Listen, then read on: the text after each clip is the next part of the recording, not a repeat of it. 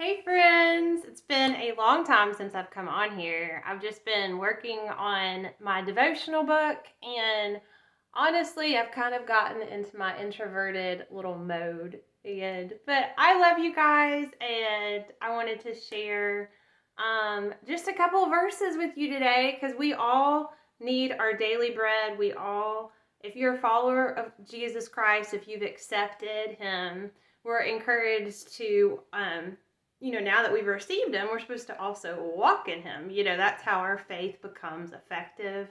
And I think we make it so hard sometimes, but I just thought about this today. It's really kind of a transitional time where, we're coming into summer and we are, swapping out our clothes, swapping out our closets, looking for the new season.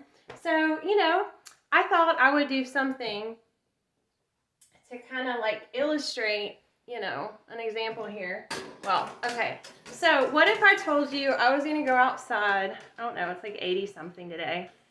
Excuse my clattering hanger. What if I told you I was going to go outside today and I was going to go do a little yard work, but I think I need to put this coat on. Maybe I should put a scarf too. What do you think? Do you think that would be? It's ridiculous. Yeah, it's ridiculous, isn't it? You're going to say, Jenny, you're going to sweat. It's going to be ridiculous out there. But no, I really feel like wearing this jacket. You're going to question my sanity, aren't you? Okay, well, so things make so much sense to us in the natural, right? But when it comes to like obeying the word, some people call it activations. What is an activation? It's obeying the gospel of truth. It's obeying his word, right? The revelation that he gives us through his word. So let's talk about where we don't make sense. Okay. So the word works. It becomes effectual when we obey it, when we put it into action, when we do it, right? That's when when Jesus manifests himself to us. That's when the power of it is revealed, right? So I'm going to read Ephesians 4:31.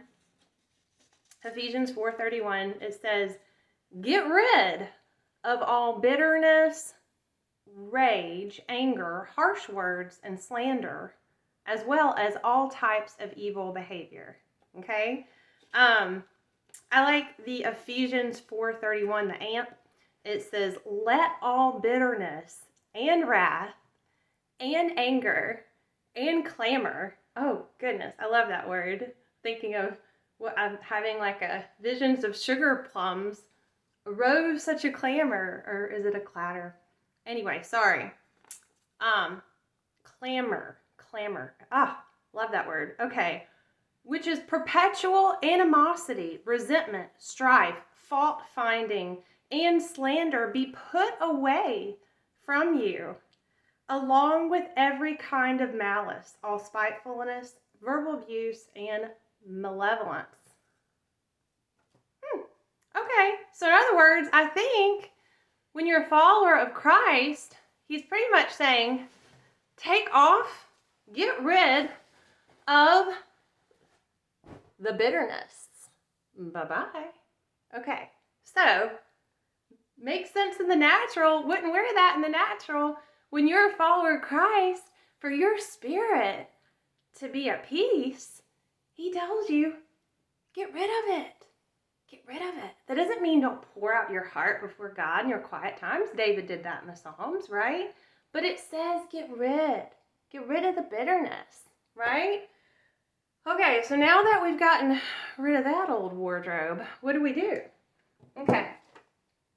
All right, let's go on to one more verse. Humor me, just one more verse. Okay, Colossians 3:14 says, and above all these, put on love. I like that it's put on because sometimes I don't feel very loving. This flesh stinks sometimes, right?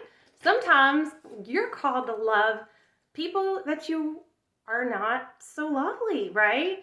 But it says, and above all, above all these, put on love, which binds everything together in perfect harmony.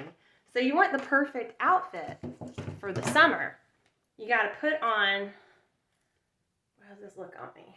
Let's see, you got to put on LOVE. Remember Christ. Yeah. Remember he died for you. Remember he died for me. You know, let's start seeing people through the lens of love. You have to put it on. I'm glad he says to put it on. Because if we were led by our feelings, we wouldn't always put it on.